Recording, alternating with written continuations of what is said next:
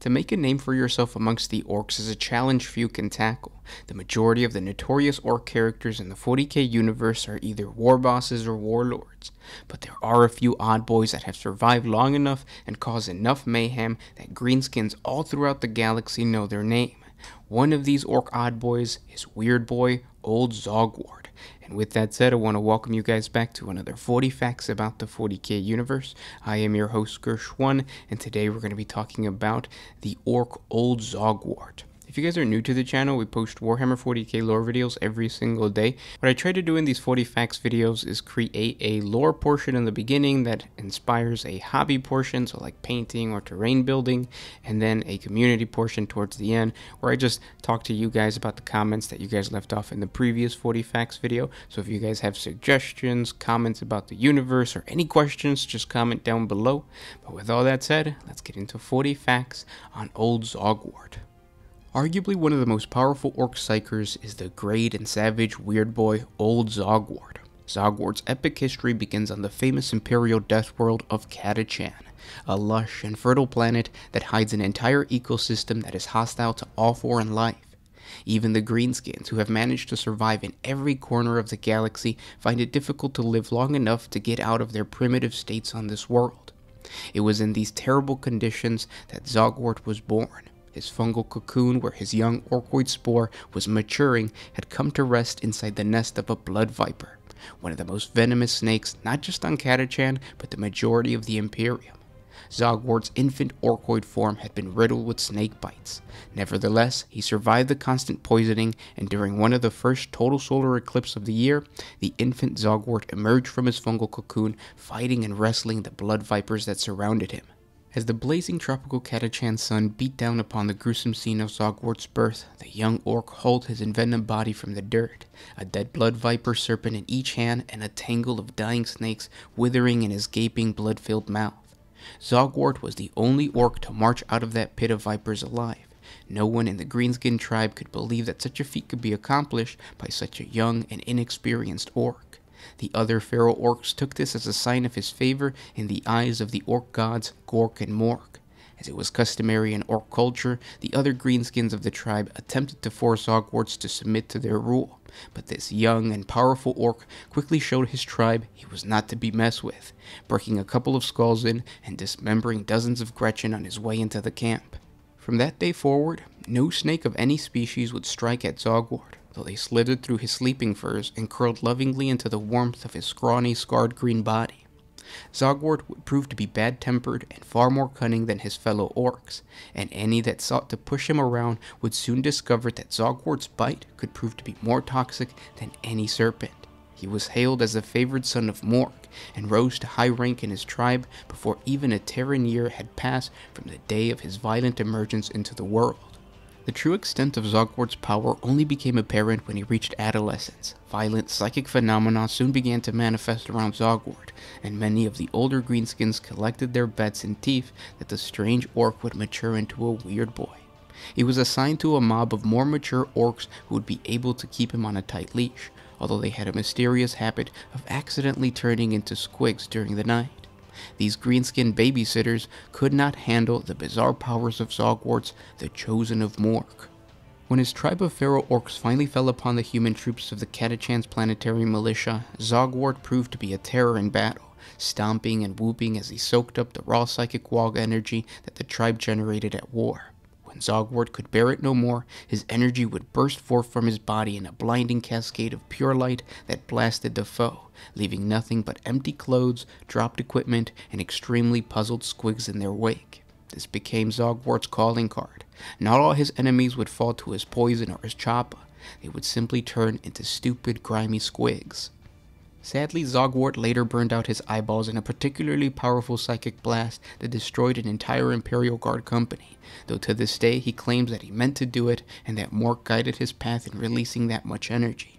As he reached full maturity and became a dour, belligerent old orc, Zogwart's fame soon surpassed even that of his war boss, Scabguts. He left Catachan behind, taking many of his squigs and snake pets with him on a quest to find even larger groups of orcs whose collective energies could fuel his power to unprecedented heights. Old Zogwart now plies the galaxy as an orc freebooter, going wherever the Wog energy is most pure, basking in the psychic powers of his fellow greenskins and unleashing it at the slightest opportunity. He has proven to be more powerful behind the throne of many orc warlords, and his legend amongst the greenskins grow with every passing battle. After all, what orc would not cheer to hear that their greatest foe transformed into a simple squig? And that is the lore to Old Zogwart. I hope you guys enjoyed that lore. I don't think that he's a playable character in 9th edition. He was a playable character in 5th, which is where this lore comes from, or the majority of it comes from. He had really cool stats. Because he would allow you to actually turn your enemies into squigs. So Zogwart's Curse. Old Zogwart has the ability to transform a powerful enemy into a squig. Zogwart may use his curse as a psychic power instead of rolling on the Weird Boy psychic power chart. Choose an independent character that's within 18 inches. Both players roll off. If the orc player scores higher, the target model is replaced with an angry squig under the control of the opponent. Oh, wow. You must provide the squig model, and then it gives you a profile. So that was actually kind of cool that, like, you would turn them into a squig, and then they now get to play with the squig. I'm surprised that is not a thing in the modern 9th edition. Because I have Battle Scribe up right now, and I was going through it. What would he? Because he's not in HQ. It's not in the elites.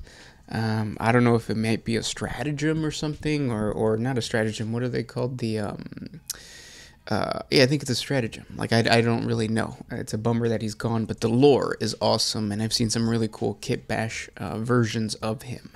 But this actually inspired me, or the reason that I wanted to talk about Zogwart right now is because he's a Pharaoh orc, and I am still continuing to paint my small little unit of Pharaoh orcs. In reality, it's a 30-man squad, but I've only painted 11, and I want to show you guys these models right now.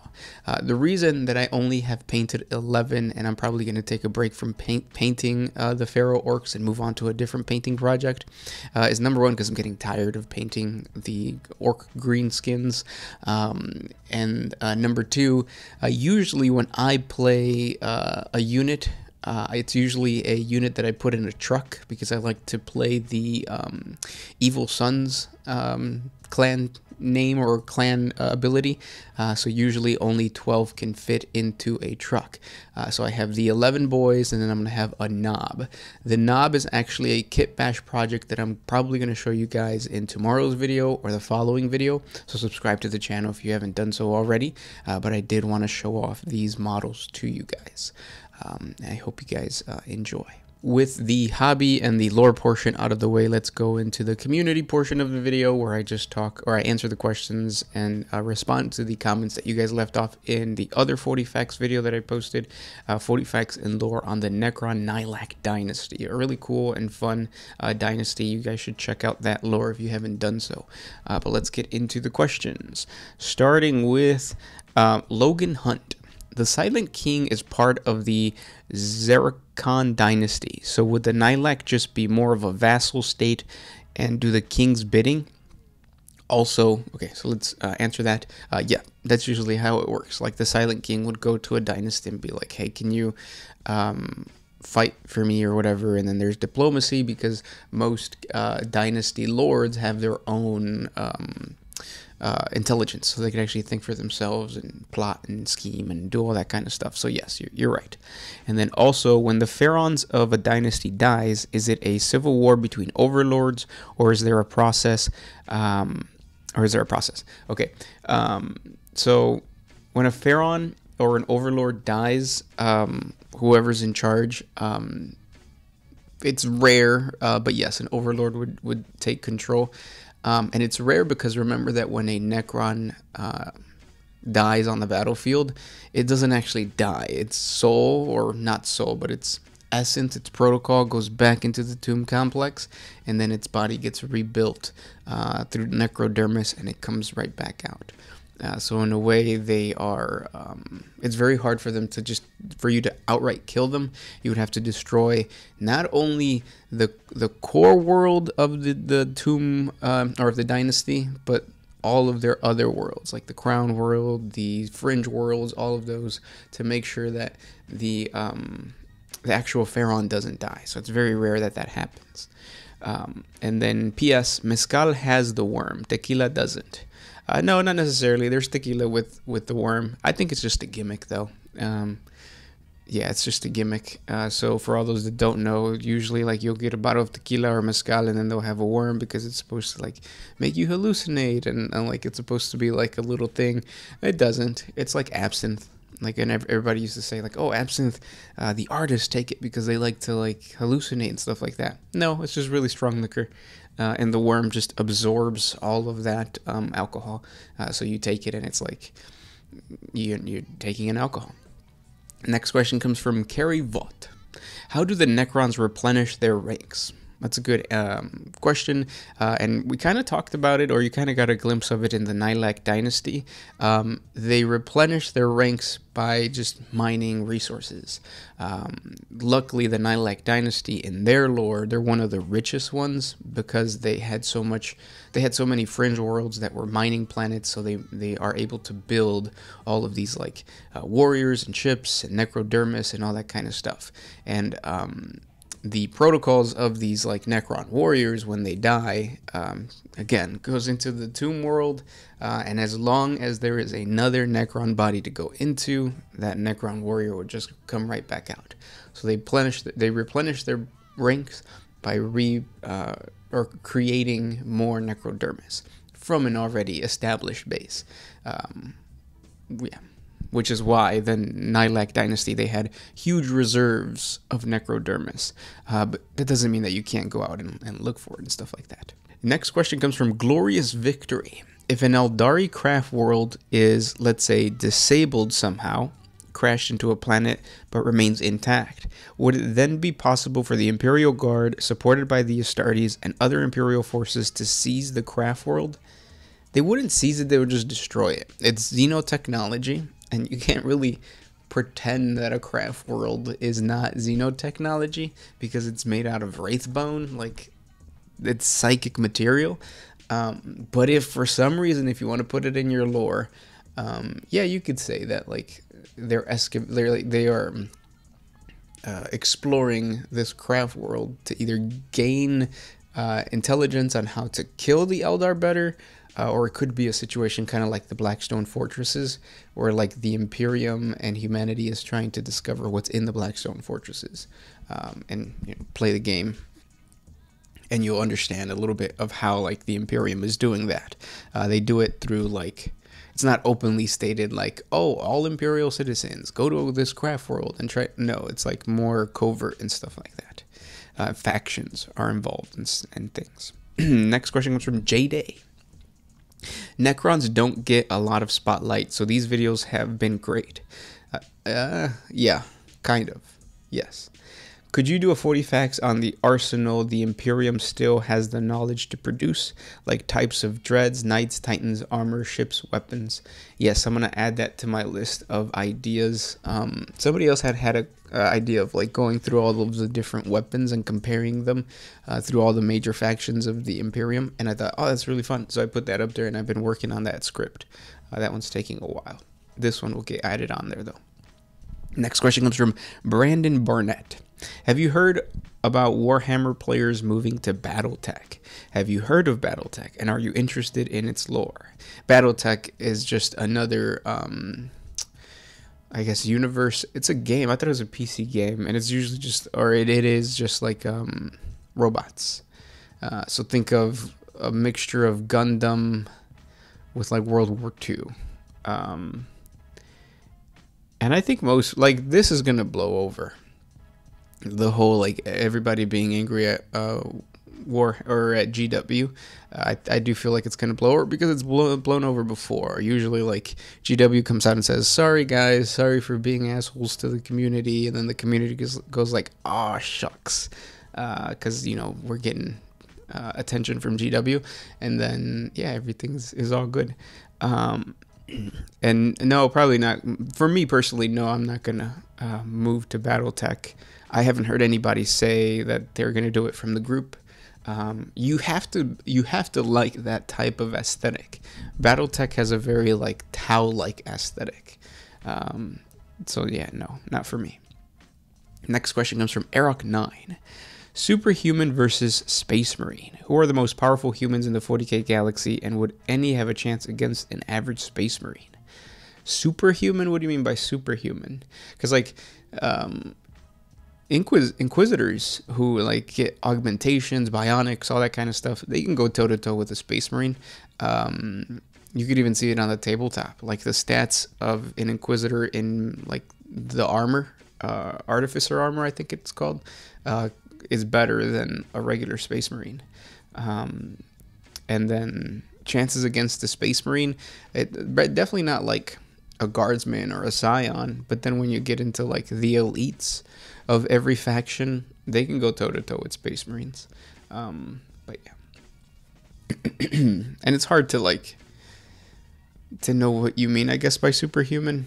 I don't know if I said something that said superhuman. I can't really remember from that video. This is a comment from Eric Credidio Oliveria.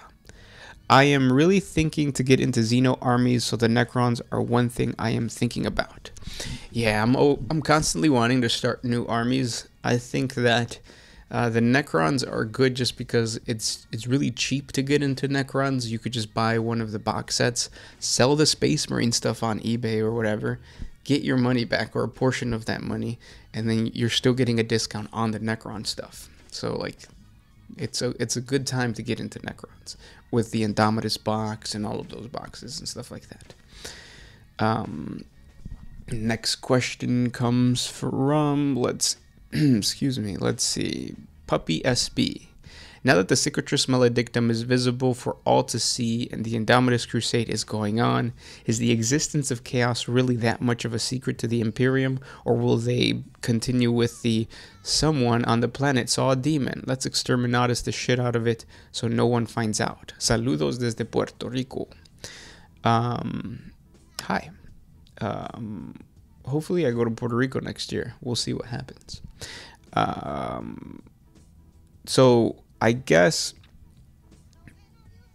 yes and no. Like, I think it's to the people in charge of like controlling crusades, organizing the administratum, all that kind of stuff. Chaos is obviously more of a threat because now it's like we can't just take that warp route anymore because the Cicatrice Maledictum caused more chaos throughout the galaxy.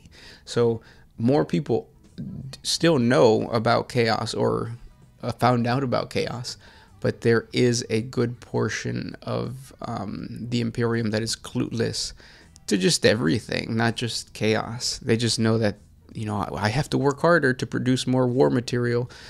Don't know why, but I have to for the Emperor. And to them, it's just like, put your head down and work. And I think that's the majority of the Imperium. Agri-world, same thing. Like, put your head down and cultivate these crops. Yeah. So it's yes and no. The cool thing about the 40k universe is that you can still play in a, like, let's say you were doing like a D&D style, or you're doing a D&D game set in 40k, or you're playing a Dark Heresy thing in 40k. The Cicatrice Maledictums and the things that are happening to the wider galaxy don't necessarily affect every single planet. So your planet that you're running your campaign on still might not understand about the Cicatrice Maledictum. They just know that warp travel has become harder, like it sometimes does, and that's it. And then you can continue running a game with the old school like mentality of like the Eye of Terror is the worst thing and things like that. Ooh, this is